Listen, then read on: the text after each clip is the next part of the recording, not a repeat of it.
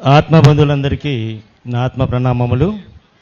బ్రహ్మశ్రీ పితామహ పత్రిజీ దివ్య ఆశీస్సులతో మనం నిరంతరం ధ్యాన యోధులుగా, పిరమిడ్ మాస్టర్స్గా మనకి పత్రిజీ ఎన్నో అవార్డులు ఇచ్చారు.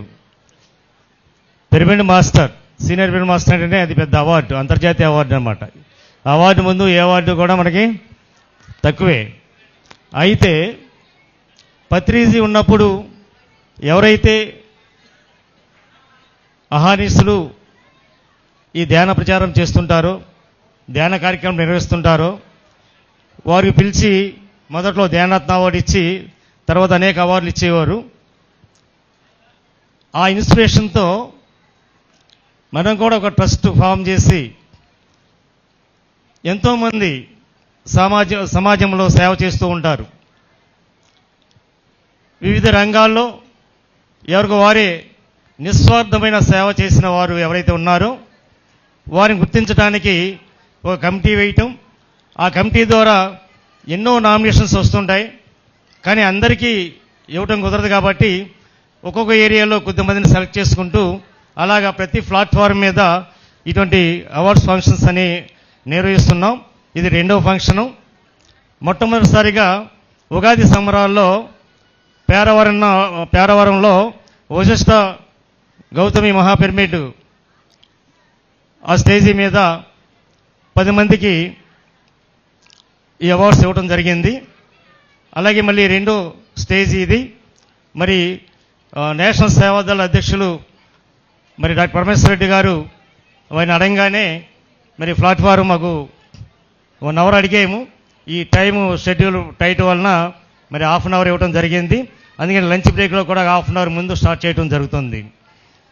మిత్రులారా, ఎంతోమంది స్టేజీ మీద ఎక్కరు, ఎన్నో కార్యక్రమాలు చేస్తుంటారు.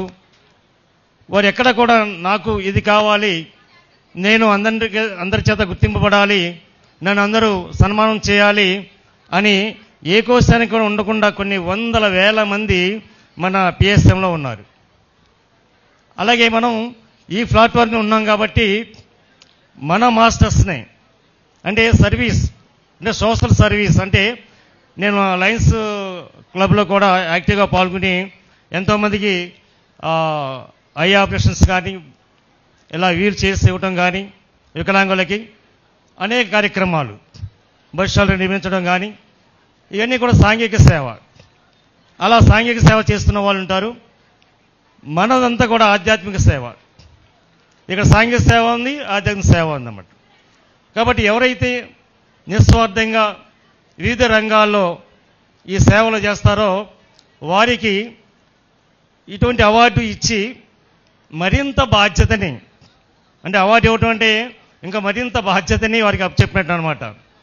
అంటే మరొక అవార్డు వచ్చే వాళ్ళకు ఇంకా బాధ్యతగా, ఇంకా కమిట్మెంట్తో, ఇంకా నేను అనే భావన లేకుండా, నాది అనే భావన లేకుండా ఆ పూర్తి అహంకారమే నిరహంకారిగా ఈ బాధ్యతను తీసుకుని, అవార్డు తీసుకుని ఆ నిరహంకారిగా ఎప్పుడైతే మారుతారో, నేను అనే భావన తీసి అంతా నేనే అనే ఒక భావన మరింత పెంచడానికి చేసే కార్యక్రమాలు మరింత బాధ్యతగా ముమ్మరంగా చేయటానికి ఒక బాధ్యతగా వారు కూడా మరి ఇంకా చేస్తారనే ఉద్దేశంతో ఇటువంటి అవార్డ్స్ అనేవి మరి ఎంకరేజ్ చేయడం కోసం నేను కూడా ఇందులో పాల్గొనడం జరుగుతుంది.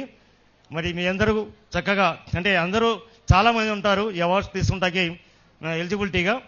మరి కొంతమందిని కమిటీ వారు సెలెక్ట్ చేశారు కాబట్టి ఆ కమిటీ వారి ఆధ్వర్యంలో ఒక 6 మాత్రమే ఇవ్వటం జరుగుతుంది.